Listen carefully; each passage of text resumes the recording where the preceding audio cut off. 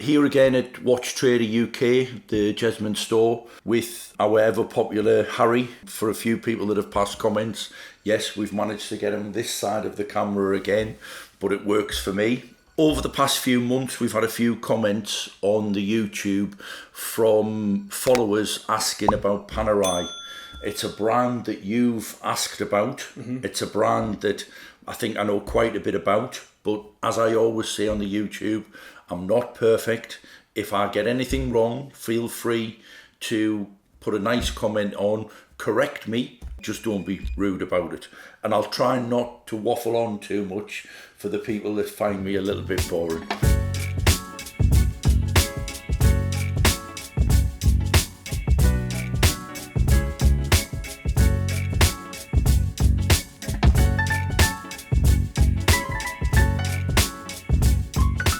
Well, I'm dead interested to learn about these because I'm fresh to it, you know. So what I'm going to do is, these Panerais here are part of a collection of Panerais from a customer of mine, and very much like the Rolex, I've supplied most of them, or I've been instrumental. The watches down here, as we're going to move on to them, are all numbered. These are all watches that are in stock and that are available in Watchtrader online or in store to purchase. I'm a salesman at heart, and I do like to plug a sale, but obviously one of the things that I'm going to say is Panerai, a company founded in Florence in 1860. It's not a modern company. 1860. Giovanni Panerai was a watchmaker who wanted to bring wristwatches to the people. He wanted to open a store, but he also wanted to open a watchmaking school up. He ran his course making watches at the turn of the year. They were very much geared towards the Italian Navy. So when we talk about luminosity, which is the luminous or lume on a watch, it's what Panerai was famous for. That's what they were known for. Because he developed them for the Italian Navy. So this is very much the turn of the century, pre-World War I, pre-World War II. So the Navy got on it, that the fact that the torpedo captains, the underwater divers could see. This is a very, very early re-edition, which you can see. If we just hold it a little bit forward, then we can see the camera under here. So you can see, and I'm going to talk about this one in a little while because this one's been retouched. And this is what we're talking about. We're talking about the luminosity. So moving forward to what we call modern, Panerai in the early 70s had another flurry of manufacturing, but lo and behold, in the 90s, it was bought out by the Vendôme group, who is now behind a lot of the big companies, a lot of the big brands. The reason we all know Panerai today is because a famous actor was in Florence on holiday, went into the shop and bought watches for himself and gave them to his friends. We're talking about Sylvester Stallone. Yeah. He is responsible for possibly modern day Panerai. He went on to wear a one in a movie called Daylight, which is a Panerai Daylight.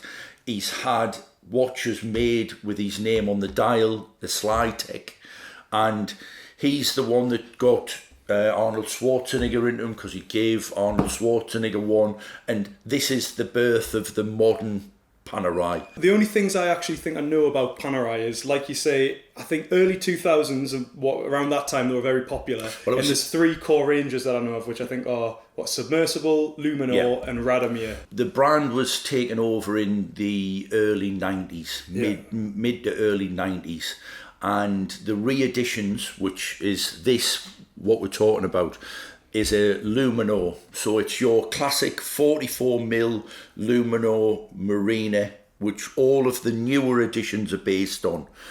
Originally, Panerai developed the Radiomir, which is this watch here and this watch here. So this is a Radiomir case. So in the early 1900s, this is the watch that they developed. This is the one that became famous for the luminosity and eventually teamed up with Rolex and had a Rolex movement in. when you see from archives and when you see at auction, the original ones come up, the Rolex movement ones are just so sought after because of the brand. It's an interesting bit of history. It's a little bit like, one of the car companies teaming up with, so Renault teaming up with Williams and doing an F1 race car. Or kind of like a Zenith Daytona, right? Kind of like a Zenith Daytona. So what are the characteristics of the Radiomir? Is it the wire lugs that is the characteristics are no crown guard, so right. A classic engine turned on milled winder, and the wire lugs which are removable. I haven't been fortunate enough to see many vintage ones, and I haven't studied the case on the vintage ones. The engineering that goes in to the new ones, how you unscrew the lugs and screw them back in to change the strap, is just a little bit of piece of engineering, a little bit of a work of art. Are they typically a little bit smaller than the submersibles and the you can get Luminors? So we've got Radiomir, and then we've got Luminor, and then all of the newer editions. Right. Now, when we're talking about it, we'll move on to this one because this is of the Sylvester Stallone era. Right. I mean, that watch there, you could imagine somebody wearing either Arnie or Sly in one of the movies. So we've got the original, and then we have some of the new eras. I mean, these watches here, these are the much newer versions. This is a carbo tech, so it's very much like what Richard Milles are made out of. Not plastic, not metal. It's a carbon based, which is obviously very, very robust, very lightweight, very hard wearing. You'll see that most of these watches are on leather or rubber. Again, the bracelet thing is something that Panerai developed to move with the times. I mean, the bracelets are, that one there is a full titanium bracelet. So if you feel the weight, Harry, and feel the quality of that. I mean, the work that's gone into that bracelet is incredible. Exactly the same bracelet, design and manufacture, but the look is just so different when you polish it. A lot of people, again, associate Panerai. I'm going to come back to these and I'll talk a little bit about them, and then we'll move on to the ones that are for sale, not meaning to miss that plug. But this is probably the more recent, which has got all of the modern features of a Panerai. So it's a sandwich dial, it's a base model, but obviously one of the things that they've developed is the open case back, which some people, that is just, a real box ticker.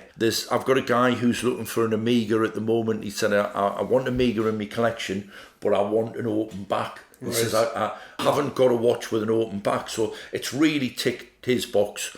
I mean, this one is, I think, a 2017. It's got the Panerai in-house movement, which is exhibition back, a manual wind, which, again, a lot of the Panerais are manual wind. And when you say sandwich dial on that, you actually mean two layers to the dial. Sandwich dial. Yeah. So this is two pieces of dial sandwiched together where the dial's been cut out. And the bottom one's loom, isn't it? And the bottom one's loom. So that's where you get this super strong loom. Yeah. I mean, I've got an interesting little story about the oldest one, which we'll go to. So This is a little bit of a project of the client. Bought it some time ago, and the watch is an original A series, which is the re-edition when they were taken over, when they became popular again. Right, yeah.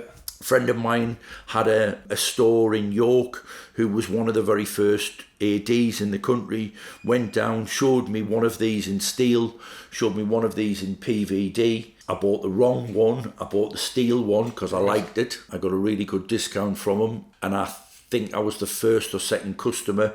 It turned out the PVD one just went crazy, and now the PVD one is probably another 50% value. I mean, these watches were marketed at 1,500 quid. I paid £900 for my first one. and they couldn't sell them. It took a little while for it to sort of filter through. The modern Panerais, though, they kind of sit alongside Rolex in terms of price for the sports models, right? Again, it's a brand that's sort of evolved. A lot of these new ones are sort of trying to keep up with the modern trends. You know, they did a few years ago, they did a few with gold on the dial, gold hands, gold pointers, which is very fashiony, and it appealed to girls as well. But I mean, something like that, right? To buy brand new would be like, they're like 8-9 grand, even more. No. This one, these are 18,000 pounds. Whoa, I mean, okay, right. these are about 11,000-12,000 pounds in the second-hand market. Right. So this is a very expensive timepiece. And this is because of the material, right? This is very much because of where it's represented in the market. Yeah. This watch here is a much more complicated 8-day power reserve for watch novices. What this means is, if you only wear your watch on a Friday or Saturday night to go out with the boys or go out with your missus, this watch will effectively be running the next time you go to put it on. So over a week. Yeah, I have friends, customers who only wear their watch. They might have a Friday night boys watch, or they might have a Saturday night going out with the missus watch. If you wear it buying something like this, of this calibre, of this quality, it will run till the next time you put it on. This is slightly smaller sized case, but it's just the technology and the fact that this is competing with... I don't know, I think that would be suit more my size wrist. Yeah. I'm going to say it's competing with the likes of completely different watch, but competing with the GMT, competing with the stainless steel Skydweller. This is the price bracket that's in. For the person that isn't a Rolex fan, you're getting an awful lot of watch. I've put one of these watches on, and I've put the gold one on today. That there is a very, very rare PAM 140, which was nicknamed the ingot, the golden nugget, which has got a carbon fibre dial, which I didn't like when it first came out, but it's really grown on me. And again, so rare, so unusual. The combo is unusual because it's like a modern dial material, but with a very classic case material, right? It's like when a guy says, "Oh, Rolex shouldn't have diamonds." Well, there's nothing nicer than a day-date 36 with a diamond bezel. There's nothing nicer than a day-date 36 with a nice diamond dot dial, coming from the non-Rolex fan. But they are good watches. I mean, the likes of the big chunky versions, which is this submersible. I mean, you've just put that on your wrist. Yeah. If you go to put that on your wrist, we are talking about a completely different entity. I mean, everybody asks, what's the best Rolex? What's the best Panerai? Well, here's a selection of all Panerais. I've put this one on my wrist because it's the most unusual. It's not necessarily my favourite. I mean, that is, again, that one there is the reduced size. My missus has one of these. It's a 40 mil as opposed to the 44 mil, and a great size. Vicky has it on, she's had it on white dial on bracelet. She's got it on black dial, but she's got multiple strap colours. She's even got a pink leather strap, which, shoot me down if I was a heathen and buying her a pink leather strap. But it looks really good when we go away on holiday. Panerais have got not a screw down crown, but they've got a pressurised crown. So they were designed for the water.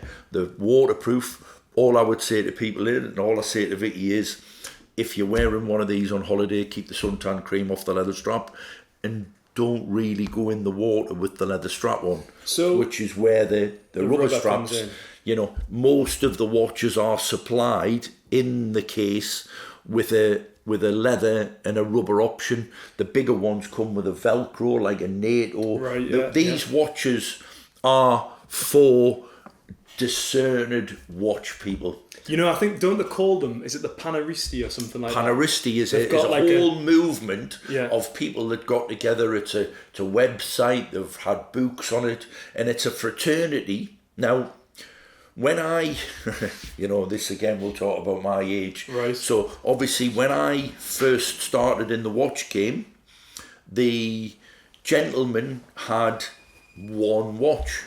Now, obviously, I got into vintage watches before I got into modern, and I think it's nice to have let's say, a stainless steel Rolex on a bracelet, and then maybe a dress watch on a gold Omega on a leather strap. Mm-hmm. So, when Panerai came out, it turns out our Italian friends had multiple watches. Italian gentlemen had It was a trend to have a collection. Yeah, had an everyday watch. One of my best friends, I was out at a party with him on Saturday night, and he's fallen out of love of watches, but when you're watching this, I think you need to fall back in love. When I sold him his first watch, which was a Rolex Submariner, steel and gold, and I showed him another watch, he went, "Why would I want to have two watches?" I said, "Well, because you may sell watches and it's about time you had another one." But now he moved on from one watch, traded it for another, and ended up with three watches in a collection: a stainless steel, a steel and gold, and a leather strap watch. Yeah, so you got now, your formal, your everyday. Yeah. So these watches are great to go away on holiday, but we also talk about people having holiday watches. We live in an age where it's not necessarily safe to go away on holiday, or you don't want to run the risk of putting it in a hotel safe. So if you go away with one watch, or if you're savvy, you take your tools with you, you take a Panerai, you put your rubber strap on during the day, and you put the brown leather strap on. This is the epitome of Panerai. So can I ask, because this is one of the most distinctive features, that pressurized crown, right? So yeah. the crown guard's unique in terms of styling. Yeah, loads of companies have tried to replicate it. I think there's a company in Italy who manufactured sort of homage. They're not copies, they're not fakes, they're just Panerai-esque. Mm-hmm. If you see this big crown guard on any of these watches, everybody knows it's a Panerai. It works, it's robust, it's strong, it protects the wind so well. I mean, doesn't matter how hard you bang that watch. Yeah, you can't hit it from any angle where you're going to damage it. Yeah. So, again, it developed for the Italian Navy, and something that stood the test of time. I mean, this is an A series, so it's the very early pre-2000. This is a B series submersible, which is sort of 88, 89, 2000. So did the serials, like A and B, did they only start in like, what, the 80s, 90s or something? 1998, when the company was taken over. Yeah. This is when they launched Panerai, and there were A series. So what if you found a Panerai from like 1950 or something like that? It'll not have a series on. Right. It'll have, I mean, obviously something from 1950.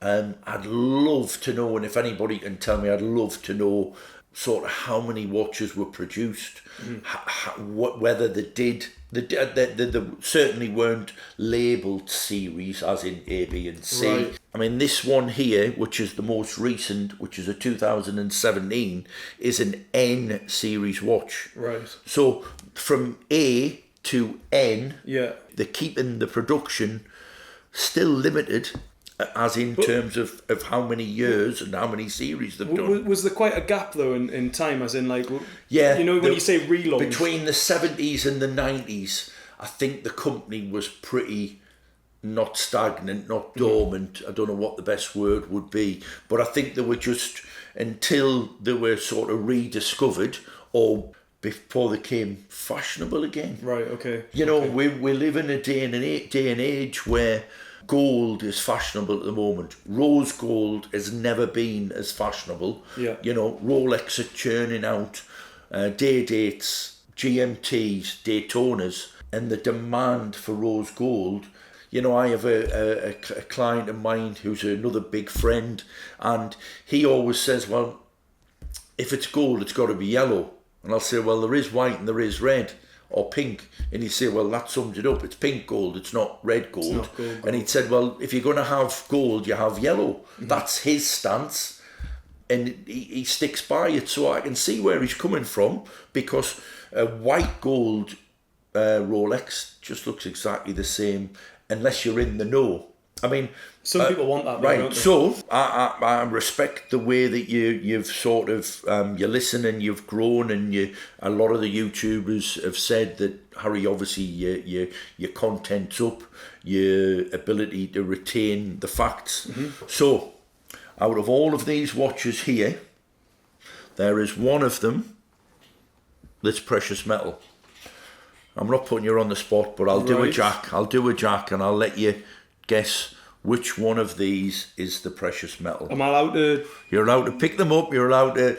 You can do what Jack does and bang them against your front teeth, which I think is what he does when we're trying to check whether something's plexiglass or sapphire crystal.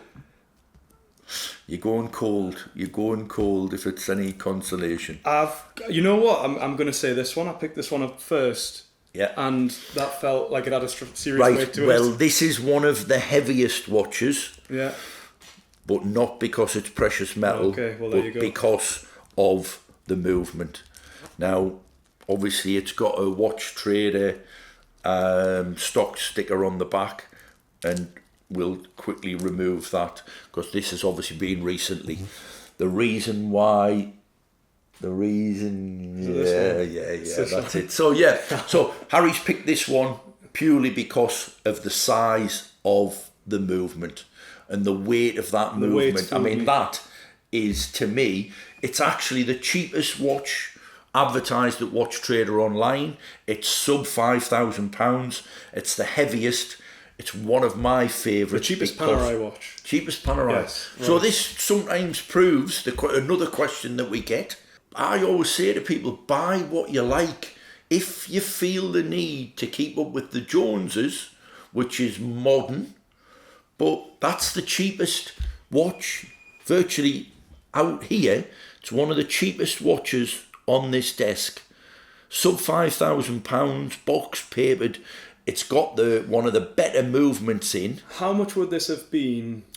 £7,000 retail. Right, okay. So it's not a bad investment. And it hasn't. That to me has all of the characteristics of a Panerai, right? Like, when I think Panerai, I think of... Well, it's got the sandwich dial, but it's obviously what I like about it is it's got the classic colour, that what I would call as a sort of desert brown, the same colour as army camo. It's just classic. Yeah. It's come into stock. The leather strap was tatty. The watch has been worn. The watch has been pre-loved. It's been put on the rubber because the rubber was new. But I just don't think you can get a better thing than that for the sort of money. So yes, I'm going to plug it a little bit on the YouTube because me being a salesman at heart. But Harry's picked eventually the white gold, the precious metal version of the Panerai. This watch, when it came out, would have been circa 2003, 2004. It's a limited production of probably 300 to 500. My eyes aren't as good as they used to be, and I can't see it on the back of the case. I've serviced it, put a new strap on, and it's £9,995. So the equivalent of a Submariner stainless steel in the second-hand watch market. Completely different watch. And what is that? Is that a 38 or is that a 40? That is a Radiomir. It's 38 mil. That's the 40 mil Luminor, and that is the slightly larger version, 42 mil in the Radiomir. The Submersible and the Luminor dive watches. Is this dive as well, or is that pilot? Because that crown to me suggests pilot. I don't know why. It's pilot. It's the same as the IWC, but it's got a screw down crown. So you've still got water resistance. Yeah. Like I say, I have just serviced this. White gold, so it's soft.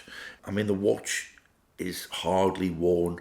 it's a completely different watch to all of these. You know, when you get to the realms of what we were talking about, which is an 8-day power reserve, a titanium, you know, the weight difference in these two watches is incredible. This is half the weight on a bracelet to that on a rubber. Yeah. So again, completely different watches. This one being the humongous. This one here, a little bit of history. And when we did the Rolex collection, we talked about the difference between the Zenith Daytona and the Rolex Daytona. So this watch is a D series, so it will have been manufactured in very early 2000s, possibly even 2000, 2001, 2002. From memory, that's where I think. But this has a Zenith movement in. So, lo and behold, all the way back in time, and it's got exhibition back. So Zenith was the place to go if you needed a chronograph. If you needed a movement, the Zenith have proved themselves that they can make a chronograph. Again, at that time, this watch is probably only of a series of 500 made. Now my eyes have just picked up, it's one of only 500 made.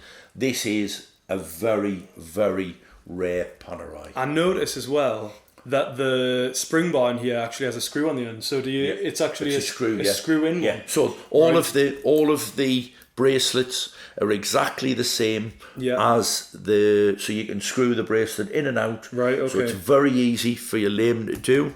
I've got some friends that have got Panerais, and I've got some friends that have got Panerais that have little scars on the end of their fingers because they keep putting the screwdriver through the fingers. I've done it many, many times. I don't want it to go any longer, but I hope I've answered some of the questions, you know, evolving from probably the only thing that I've not touched on is when people talk about dial colours. And again, we're going on to the Rolex Daytona. The Rolex Daytona, the white dial has always been the most desirable. When people say to me, which dial do you like? I'll say, well, it's like your car. If you like black cars, it's like black cars. If you like, I like certain red cars. I think though, in the watch market, people do have a bit of financial bias though, because the no one's worth more than the other. That's where the Daytona comes in. Their preference, so isn't it? When people say to me, I've heard Panerai and I've heard it on Paneristi that white dial Panerais aren't a Panerai because if they're not black dial and they're not on a brown leather strap. But again, you've got the option. My other half, Vicky, wore this watch in the slightly smaller size for 3 or 4 years. She absolutely loved it, and I'm really sorry that I sold it. But at the end of the day, we go back to the nature of the beast. I am a watch dealer. I hope you spent it going to the beach or something. Don't worry, she every time one goes, Harry, she gets a new one. Oh, well, so can't complain. To be perfectly honest, I think Vicky now has as much watch knowledge as the pair of us put together on Ion. Fair play. Like I say, obviously I hope I've answered some of the questions. I hope I've touched on. I think I've learned a fair bit there. We've got watches in store online to purchase. Hendo, can I just ask then, which out of all of these, which is your actual personal favourite? Ooh, you see, I have a real soft spot for the Submersible, the early ones, because this watch used to belong to me. Right. So I've obviously sold that to my client. Yeah. So that's probably my favourite. But if we're talking about guilty pleasure, I've put it on today and I've never given anybody else possibly the chance to have a look at it. Like I was saying, the PAM 140, another thing that Panerai people turned around and said, oh, a gold Panerai. Well, they've obviously proved that they are very popular. I think this is an edition again of 500. So 500 of these made, 500 of those made. It's not a lot. So the Submersible's probably my favourite because of the history with that watch, because it used to belong to me. But I have this guilty pleasure, and I really, really like this 18 karat gold. I'll start saving now, and eventually I might. Perfect. Well, Hendo, thank you very much for sharing that. And yeah, I think I've learned a fair bit there, but we'll wrap that up. We'll move on to another brand in the future. Yeah, and great. Continue these because I think they're good. Good. Spot on. All right then, sweet.